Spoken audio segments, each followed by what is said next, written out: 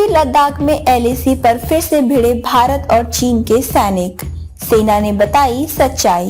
भारत और चीन के बीच सीमा विवाद कोई नई बात नहीं है।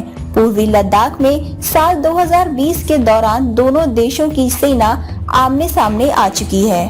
दोनों देशों की सेनाओं के बीच पूर्वी लद्दाख की गलवान घाटी में झड़प भी हुई थी। इस झड़प के बाद ही दोनों पक्षों के बीच सीमा पर तनाव कम करने के लिए बातचीत की बैठक होती रही है। इन बैठकों का एक ही मकसद रहा है कि पूर्वी लद्दाख में भारतीय सेना और चीन की पीपुल्स लिबरेशन आर्मी PLA के बीच तनाव को कम किया जा सके।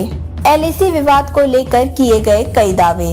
इस बीच दावा किया गया है कि एक बार फिर से पूर्वी लद्दाख में लाइन ऑफ एक्चुअल कंट्रोल यानी वास्तविक नियंत्रण रेखा LAC पर भारतीय सैनिकों की चीनी जवानों से झड़प हो गई है। ये भी दावा किया जा रहा है कि LAC पर लगातार माहौल बिगड़ रहा है। दोनों सैनिकों के बीच झड़प हुई है जिसने सीमा पर तनाव बढ़ा दिया है। वहीं अब भारतीय सेना की तरफ से इस पूरे मामले पर बयान दिया गया है जिसने इन चर्चाओं पर भी पूरी तरह से विराम लगाया है। सीमा विवाद को लेकर भारतीय सेना ने क्या कहा? भारतीय सेना की तरफ से सोशल मीडिया प्लेटफॉर्म X पर एक पोस्ट किया गया है। इसमें पूर्वी लद्दाख में चीन के सैनिकों के साथ टकराव की खबरों को फर्जी करार दिया गया है। सेना ने साफ कर दिया है कि सीमा पर इस तरह की कोई घटना नहीं हुई है। सेना ने कहा है कि लोगों को अफवाहों से बचना चाहिए क्योंकि इस तरह की कोई घटना सामने नहीं आई है।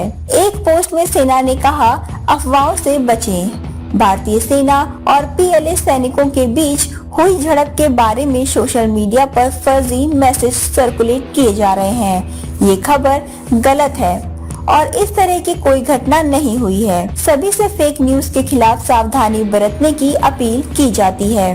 पोस्ट में उन X पोस्ट के स्क्रीनशॉट को भी शेयर किया गया है जिन्होंने ये अफवाहें फैलाई थी। कैसे फैली LAC विवाद को लेकर अफवाह?